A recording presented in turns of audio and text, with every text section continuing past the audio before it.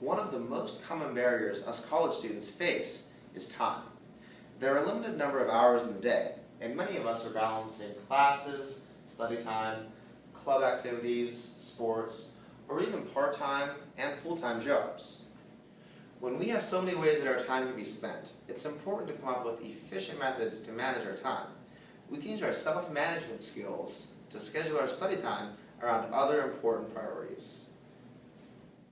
There are two different types of priorities to consider when you're creating your schedules: priorities with fixed time requirements and priorities with flexible time requirements.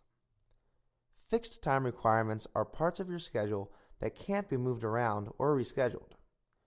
They are activities that generally need to be done at a specific time. Meal times, your work schedule, classes, and organizational meetings all require a specific fixed time. Place the items with the fixed time requirements on the schedule first. Items with a flexible time requirement can be moved around on your schedule to wherever you see fit. The flexible items are ones that you can move around and strive to create the most efficient schedule. Some flexible items include study time, recreation time, and relaxation time.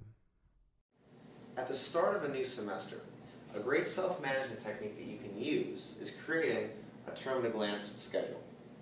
To create a term-at-a-glance schedule, collect your syllabi and a monthly calendar for each month in the semester.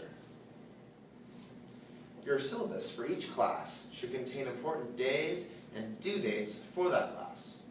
Write down all these items on your term-at-a-glance calendar, as well as any personal activities scheduled for those months. Looking at your term-at-a-glance schedule, you will be able to plan for weeks that due dates overlap and need more time to dedicate to coursework. And on a lighter note, you'll be able to see those weeks where almost nothing is due, and you have a little bit more time for relaxation.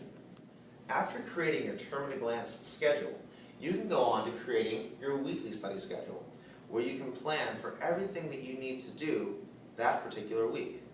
An example of this study schedule is in your book. To complete that weekly study schedule, add the fixed time items first, like class and work. Then move on to the flexible time items, like study time and recreation time. But be sure to plan for enough study time for each class. While the weekly study schedule in your book is great, some of you walk around every day with an awesome self-management tool, a smartphone. Nearly every smartphone comes with some kind of calendar app, or at least has them available to download through an app store. Once you've created your term-at-a-glance and weekly study schedules on your smartphones, you'll always have those schedules to refer back to. You can even set your phone to send you motivational reminders to stick to your schedule. It's important to realize that schedules don't always work out the way they're planned. Sometimes unexpected events come up that will use up the time you plan to study. In these cases, always remember to trade time and not steal it. When unexpected events come up, immediately reschedule your time to make up for the study time lost that week.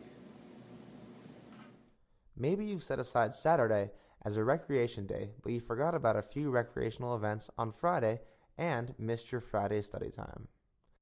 Trade your study time on Friday with your recreation time on Saturday so that you don't miss out on that important study time that you scheduled. Check out the activity in your book about completing weekly study schedules. Luckily, my week is pretty free, and I'm going to have some fun.